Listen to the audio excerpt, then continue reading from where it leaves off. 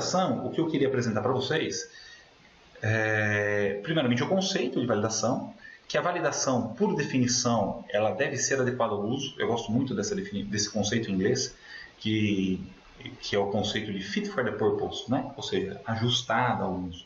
Então, tem muita gente que acha que a melhor validação é a mais extensa. Não necessariamente existe essa correlação. Ou a melhor é mais curta. Também não existe essa correlação. O importante é você pensar que a validação, dependendo do seu propósito, ela pode ser diferente.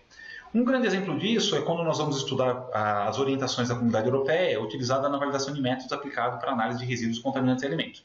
É possível encontrar na Comunidade Europeia pelo menos aí 3 normas diferentes de validação de métodos que são totalmente diferentes. Porque a realidade de quando eu vou fazer uma validação de um método multiresíduos, quando eu vou analisar 150, 200 agrotóxicos numa corrida analítica, o conceito de validação é totalmente diferente quando eu vou analisar um contaminante inorgânico. Por que é diferente? Porque uma corrida cromatográfica com 100, 150 analíticos, que pode demorar mais de 1 hora, e você vai quantificar 100 ou 150 analíticos, tem uma realidade, né? Contaminantes inorgânicos, você vai analisar, de repente, 1, 2 ou 3 contaminantes numa amostra, e a análise por absorção atômica ou por ICP é muito mais rápida do que uma análise cromatográfica.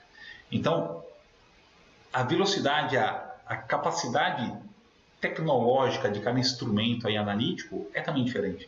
Então, os conceitos de validação acabam sendo um pouquinho diferentes também. Drogas veterinárias é a 657, que a gente utiliza principalmente cromatografia líquida acoplada a espectrometria de massas. Dependendo da técnica analítica, então, você percebe que tem conceitos de validação que são totalmente diferentes. É muito diferente eu validar um método para 100 analíticos, onde cada corrida cromatográfica demora 1h30, do que analisar, por exemplo, as avermectinas, né, que são drogas veterinárias, numa corrida cromatográfica que pode durar 20 minutos e são de 5 a 7 drogas que você vai analisar num curto período de tempo. É totalmente diferente. Então, por isso que existem diferentes guias de validação. Não existe um guia de validação universal para tudo. Dentro dos parâmetros de validação, o que eu queria destacar, talvez o parâmetro mais discutido é o parâmetro da linearidade, porque é o parâmetro que tem mais cálculos estatísticos que nós podemos aplicar. Queria, então, focar um pouco nele e deixar um pouco os outros de lado. Como eu falei para vocês, eu ia apresentar apenas alguns tópicos, né, da validação, incerteza e cartas de controle. Mas o da linearidade eu gostaria de tomar uma atenção especial, porque quando nós vamos fazer uma curva de calibração, ou uma curva analítica, muitas vezes a gente tem uma discussão em relação ao que é correto, curva de calibração ou curva analítica. Em inglês a definição é Analytical Calibration Curve, né? Acaba unindo os dois conceitos.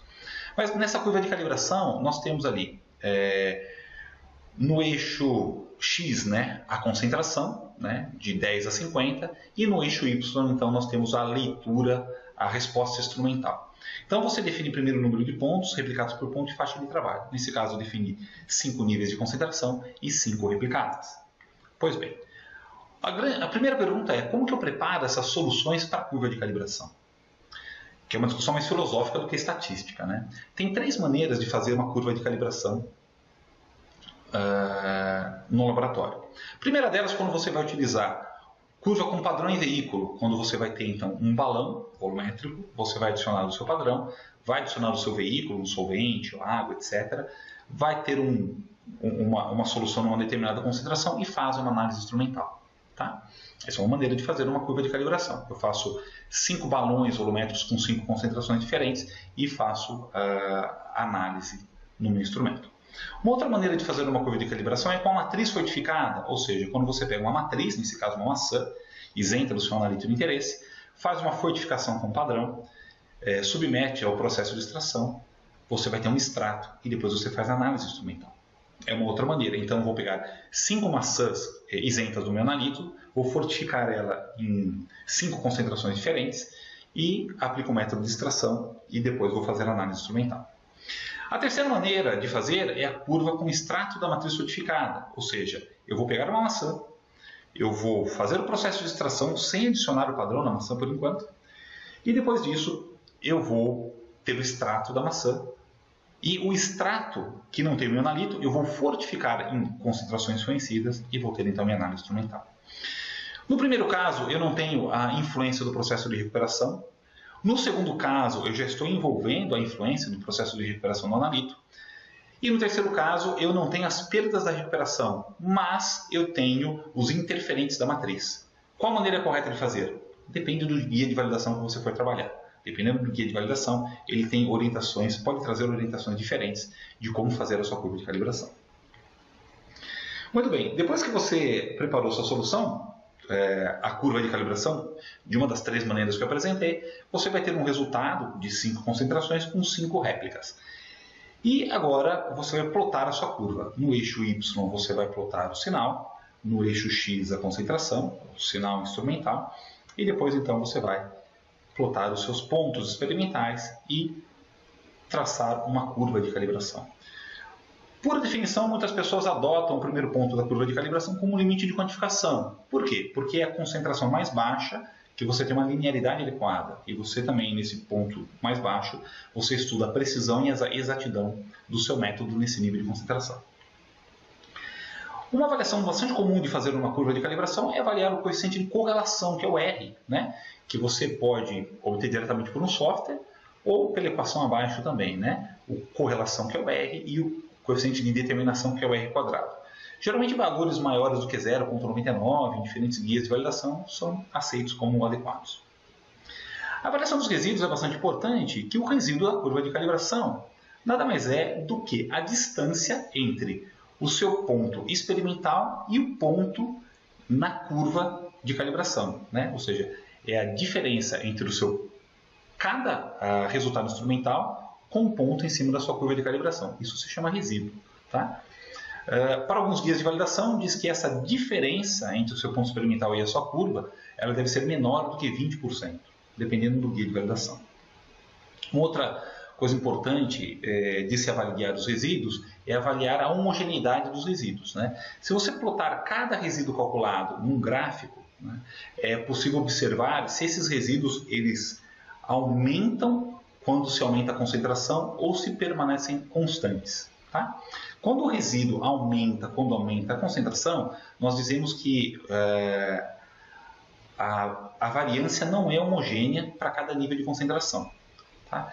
Uma maneira de calcular isso é o teste de Cochrane.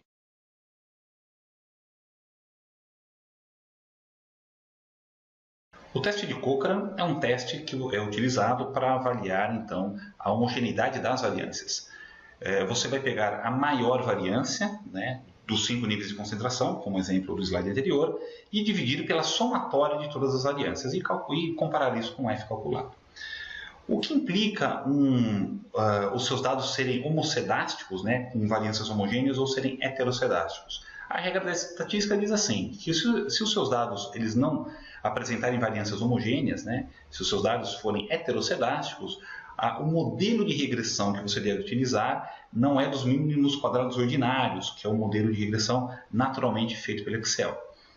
Você precisa utilizar um modelo de regressão dos mínimos quadrados ponderados. E para o cálculo dos mínimos quadrados ponderados, eu trouxe a referência do livro do Miller, você tem que considerar um peso diferente na hora de fazer a sua curva, né? Ou seja, quando você faz uma curva dos mínimos quadrados ordinários, a curva se alinha pelo centro.